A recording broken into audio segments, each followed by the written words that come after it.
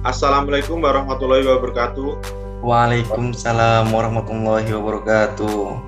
Kami dari kelompok 18 ingin mempresentasikan hasil kerja kelompok kami yang berjudul Sejarah Demokrasi.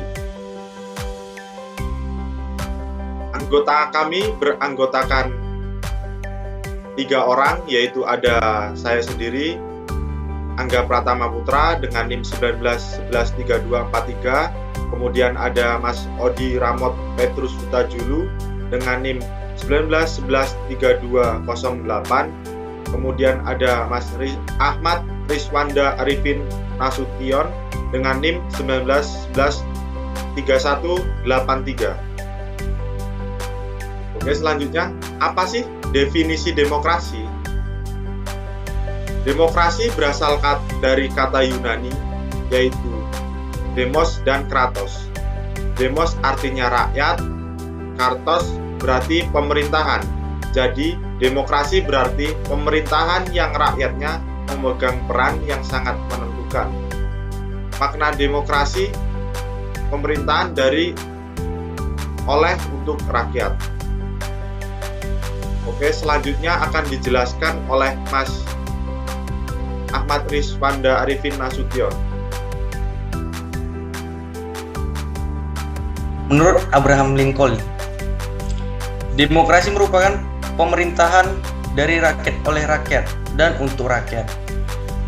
Government of the people, by the people and for the people.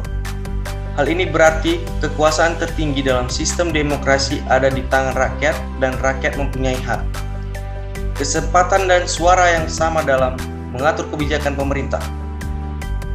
Melalui demokrasi, keputusan yang diambil berdasarkan suara terbanyak. Next. Sejarah singkat demokrasi di dunia.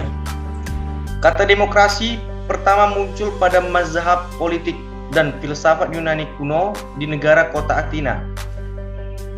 Dipimpin oleh Cleisthenes, warga Athena mendirikan negara yang umum dianggap sebagai negara demokrasi pertama pada tahun 507 sampai 508 sebelum Masehi. Cleisthenes disebut sebagai Bapak Demokrasi Athena.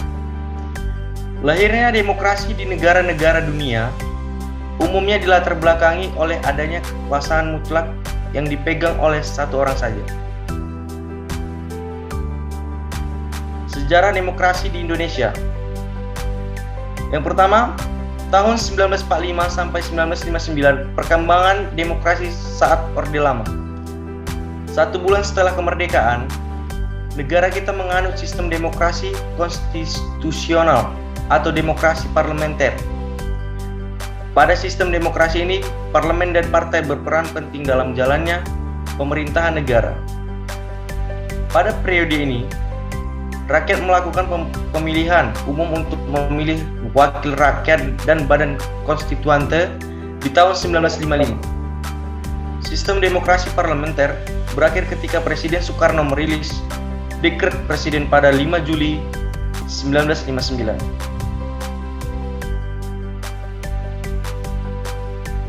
Dua, tahun 1959 sampai 1965. Pada masa ini, sistem demokrasi berubah menjadi sistem presidensial. Hal ini dilakukan karena Undang-Undang Dasar 1945 diberlakukan kembali. Sistem presidensial ini membuat seluruh tanggung jawab pemerintahan ditanggung oleh Presiden. Saat itu MPR dan DPR baru mulai dibentuk dan belum menggunakan PMID.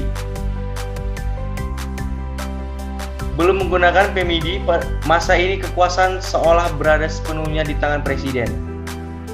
Karena itulah dikenal juga dengan demokrasi terpimpin. Sayangnya sistem demokrasi terpimpin ini justru menyebabkan berbagai masalah. Puncaknya adalah terjadinya pemberontakan G30 SPKI. Setelah itu, sistem demokrasi terpimpin ini berakhir. Setelah itu, pembentukan MPR dan DPR ini juga sifatnya masih sementara. Yang ketiga, tahun 1965 sampai 1998. Pada masa ini, Indonesia menganut sistem pemerintah yang dikenal dengan demokrasi Pancasila. Demokrasi Pancasila adalah demokrasi konstitusional yang mengedepankan sistem presidensial. Di masa ini, UUD 1945 dan Pancasila diterapkan untuk menciptakan kedaulatan rakyat. Pada di periode ini juga pemilihan umum anggota DPR dan MPR mulai dilaksanakan tepatnya pada tahun 1971 sampai 1997. Sayangnya, di masa Orde Baru, kekuasaan yang dimiliki presiden digunakan untuk menguasai politik. Sampai akhir gerakan mahasiswa berhasil menurunkan Presiden Soeharto dari jabatan sebagai presiden. Yang keempat, tahun 1998. Setelah berhentinya Soeharto dari jabatan presiden, Indonesia melakukan perbaikan di berbagai bidang, termasuk politik. Masyarakat Indonesia sepakat untuk kembali menerapkan demokrasi pada sistem politik yang ada. Tujuan pada terwujudnya kebebasan yang selanjutnya akan menciptakan kedaulatan rakyat. Di masa ini berlangsung pemilihan umum seperti di tahun 1969 sampai 2019 dan selanjutnya di tahun 2024. Pemilihan presiden mulai dilakukan secara langsung pada tahun 2004, sedangkan pemilihan kepala daerah dimulai pada tahun 2005. Ya, sekian dari saya lanjutkan kepada Angga. Sekian presentasi dari kelompok kami. Jika ada salah dan kurang pas, kami mohon maaf. Kami akhiri. Wassalamualaikum warahmatullahi wabarakatuh. Waalaikumsalam warahmatullahi wabarakatuh.